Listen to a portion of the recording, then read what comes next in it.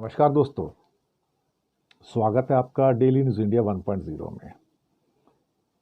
दोस्तों, अगर आप फ्लाइट में ट्रैवल करते हैं तो आपने अक्सर पाया होगा कि आपके हैंड बैगेज में 7 किलो से ज़्यादा सामान रहता है।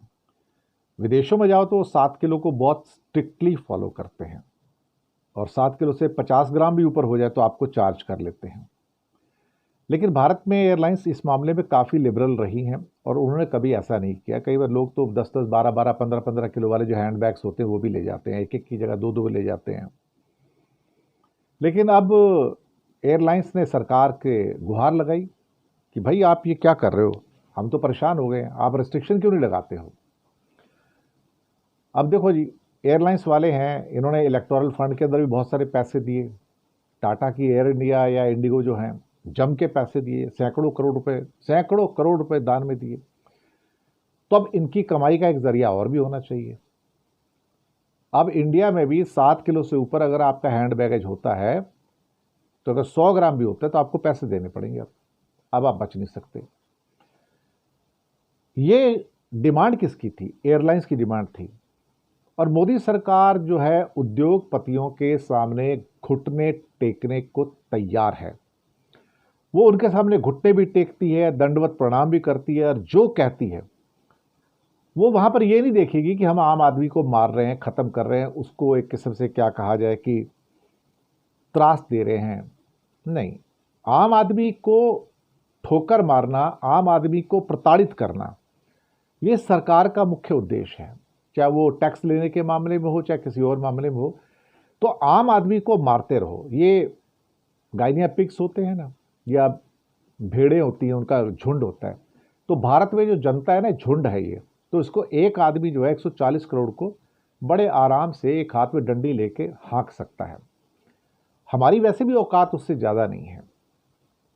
अब इसमें एक सवाल पहले उठा था कि जो लेडीज़ होती हैं उनके पास बहुत सारे अपने हैंड बैग होते हैं।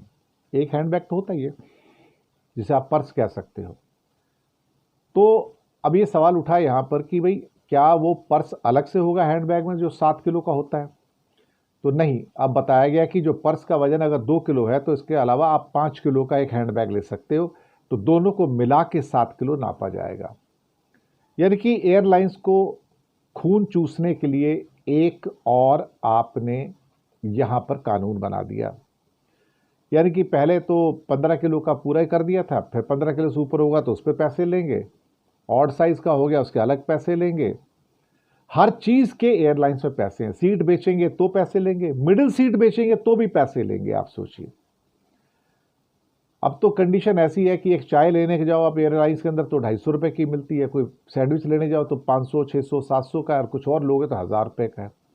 तो पूरा का पूरा एक लूट का बाजार है। और ये लूट के बाजार के ऊपर राज्यसभा में, संसद में काफी प्रश्न उठे। राघव चड्ढा ने काफी प्रश्न उठाए थे, लेकिन सरकार ने चुप्पी साधी हुई है। चुप्पी इसलिए साधी है कि उसको तो बैठ के इलेक्शन के लिए फंडिंग मिल जाती है, उसे क्या करना है, तो चुप होकर बैठते हैं।